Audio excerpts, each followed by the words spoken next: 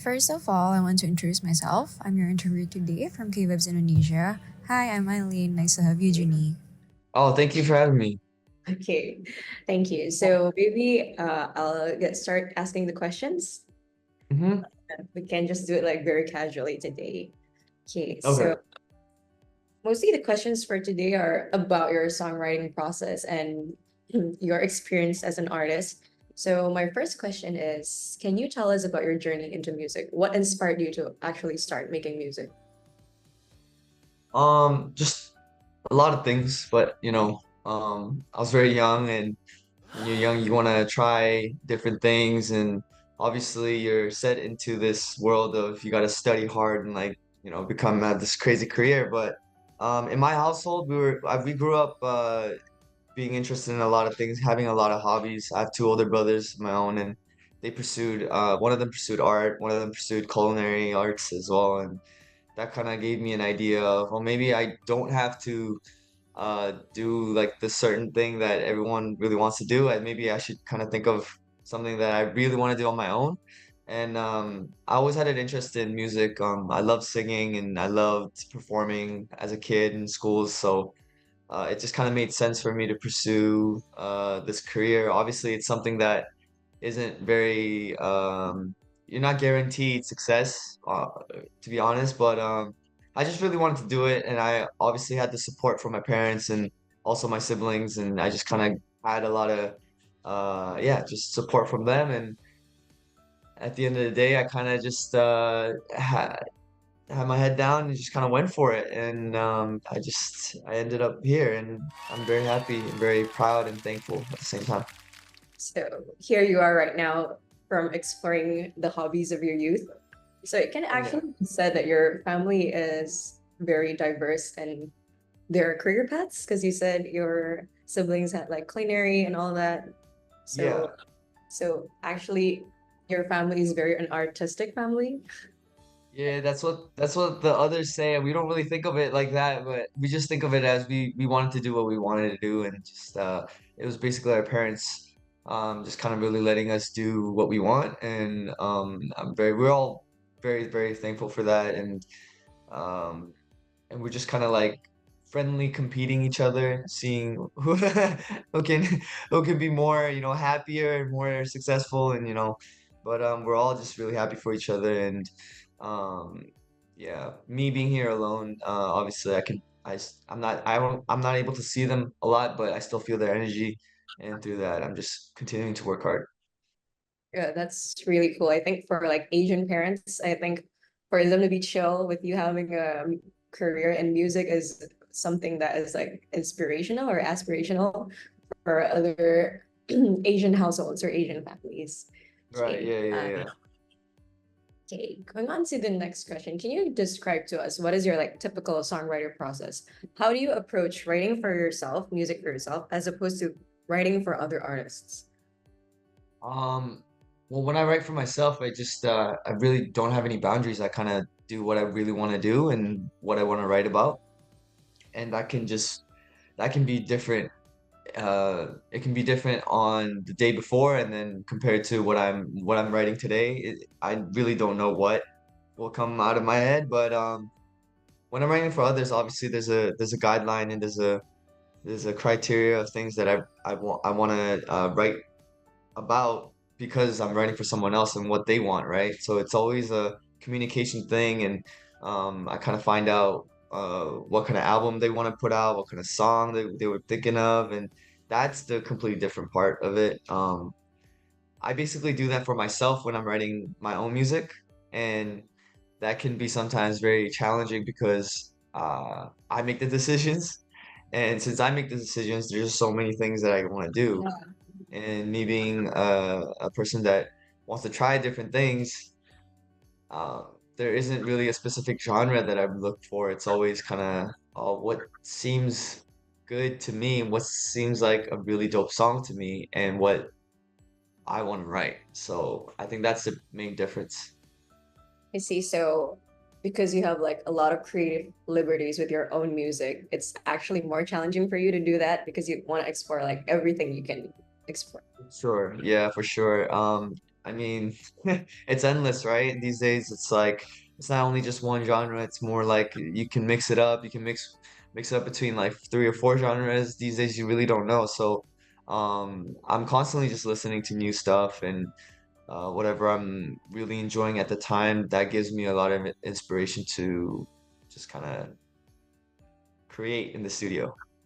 Would you say you have more fun writing music for like other artists or for yourself, or it's a different kind of fun? It's a different kind of fun for sure. There's always that feeling of, oh my gosh, like someone that I've looked up to or someone that I've respected as an artist is singing uh, these melodies that I've written in the studio, and that's kind of surreal. That's like very that's the best part of songwriting, you know. It's you're giving the song to somebody and they're performing it and they're really, you know, killing it out there. It just makes you feel good. At the same time, when I do my own, you know, I get to go on tours, do performances, and see the feedback and the love. And it's these songs that I'm writing, creating, and putting out visuals for is under my name, and that's something that cannot be replaced. And I feel like, personally myself, I enjoy that a little more than being behind the scenes. And I feel like I'm a little bit more of a upfront dude, and I rather you know take the spotlight myself rather than you know being behind the scenes. But maybe that's why I'm pushing my artist career more than my songwriter career, and I'm really Nice. happy that it's going this way. Yeah. With that being said, who can you say are some of your biggest musical influences? Oh man, you know, there's a bunch. I grew up listening to so much, but in my generation, you can't forget big artists like Bruno Mars and you know, The Weeknd and like someone like Harry Styles and you know Justin Bieber. It's like these big artists that we look up to as and sometimes as songwriters and musicians and artists, you don't really want to mention these big names because you want to you know stand out and be original and be like oh, but at the end of the day, like you got to really respect the people and the artists that are leading this industry and you know putting out a good image and being a big good influence to you know showing around the world. And I think that's where I get the energy and get the ideas um and the thoughts of like how I aspire to be. And obviously I respect any musician, you know, however famous they are, it doesn't really matter as long as the music's good. But I think it's sometimes it's not only about music, it's about how you carry yourself and how you show yourself as a person as well. And those kind of things, it's just um that's what I really admire as a whole package rather than just the music these days. And I'm learning that as I'm pursuing this artist career along the way. See, so from what I've heard you said, the biggest musical influences, you can't actually like name just like a couple, one certain musical influence or like a couple because there's so many big names out there.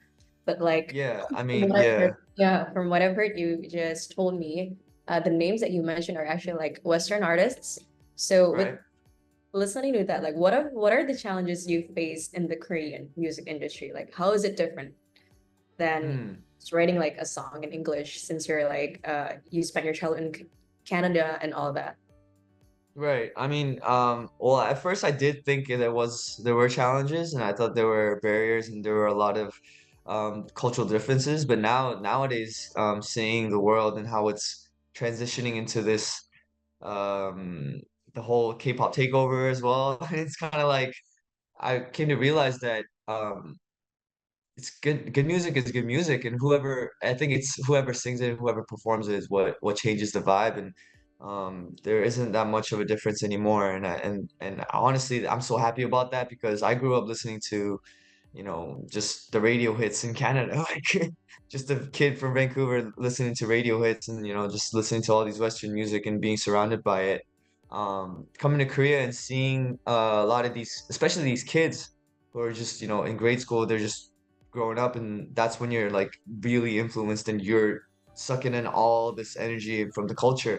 Um, they're appreciating the music from the West as much as what's coming out in Korea, and I think that's such a big thing for the future, and such a big perk for me because I it's what I grew up on. So it's nowadays it's very relatable. Obviously in Korea, a lot of Koreans, they always had a respect for American, or American artists overseas. But now it's become this whole thing where it's like, oh, we're all one, and it doesn't really matter who wrote what and who puts out what. Everyone's very proud of the content and the music that's coming out wherever it may be. So I think that's my point. That's my take on it. Okay, so after discussing all of that, can you give us a hint about any upcoming projects or any releases that you're excited about, or you can talk about your most recent album? Yeah, I've been working on this special album of my own. I don't know for how long, but it's been a while, and we were working really hard on it, and it's finally about to come out. Can I say the date? Yeah, okay. It's coming out on June 13th, and it's a very, very what do you say? It's very edgy, in terms of not only just music, but the visuals and everything. I really want to show myself, and if there was such an image of Junie to the main audience, I kind of want to show them, oh, I have this side of me that you haven't seen yet, and it's something that um, you might enjoy, you might really like, and I'm just excited and very, very happy that this project is coming to life, and we're literally almost done. Like, we're literally almost done. It's just about the release now. So I'm excited for myself. I'm excited for my company, my team. They worked so hard on this whole thing together, and especially I'm excited for my fans. Hope they like it, and yeah. Okay. I am excited that you're excited. I'm also excited for this new album because I actually started listening to your music like a couple months back. And then I Oh, really like nice. your music because it feels like it's something that's very calming to listen to, but there is also like a lot of fun side to it. So, Mm, thank uh, you. you're welcome. Can you sing us a line or a chorus from one of your favorite or most recent songs, or a snippet from your upcoming album for Ooh. Indonesian fans to hear and exclusively on Oh. KVIBES? Oh man. Maybe what should I sing for you guys? Maybe a snippet of the title song on my next album. Um, what should I sing? All right. The verse goes, "What you think you're doing, girl? You got me on a leash. The way you trip, the way you frown, I'm tossing, turning, got no sleep. She caffeine, she nigga, but under she, you'll be gone." Or something like that. Yeah. Thank you so much. It sounds so good. Ah, I'm thank you, very thank you. honored to have listened to that like exclusively and for premiere for the Oh, it's first. very exclusive. No one's heard it yet, so Okay. thank Okay. you. After saying that, can you end this interview with a message for KVIBES followers and your fans in Indonesia? Yes. Oh my gosh, thank you so much for having me, first of all. It's a great time, amazing questions, and obviously my love for Indonesia is always deep in my heart, and I want to perform there, and I want to see them very, very soon, and hope you're excited for my next album, June 13th, and hope everyone's happy, healthy, and see you soon. Okay. Thank you so much for the interview today. I'll end the interview here because we've already reached the allocated time slot. It was so much fun having you today, and I learned a lot insights about you. And maybe the last thing I can say is see you in Indonesia. See you in Jakarta. Okay. See you. Thank Thank you. you. Bye. Bye.